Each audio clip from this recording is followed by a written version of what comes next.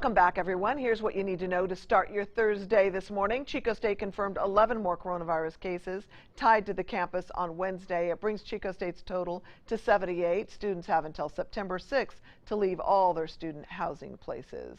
Top U.S. health officials are sounding the alarm ahead of Labor Day weekend, saying that with mass distancing and avoiding crowds, we can get through the holiday weekend without seeing another strong spike in cases. They are warning Americans that they need to take their personal responsibility before making Labor Day plans.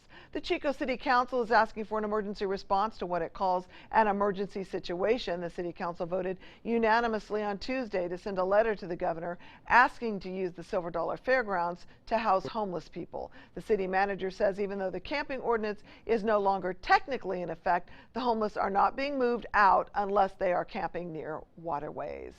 Happening today, one well-known Chico businessman is in court today, charged with a felony. District Attorney Mike Ramsey says Richard Parks dumped several bags of asbestos on the 3400 block of Kiefer Road in North Chico. Ramsey says an investigation started back in February after a Fish and Wildlife warden caught Parks in the act of dumping.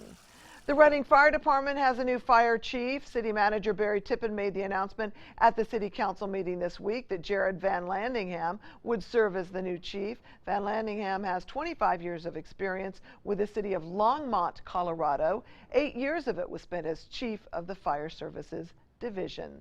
U.S. House Speaker Nancy Pelosi now out with her explanation of why she had her hair done when salons were ordered closed. Pelosi says she trusted the word of her hair salon staff, who she says told her they could take customers even though San Francisco does not allow indoor beauty services because of the pandemic. The House Speaker called the visit a setup.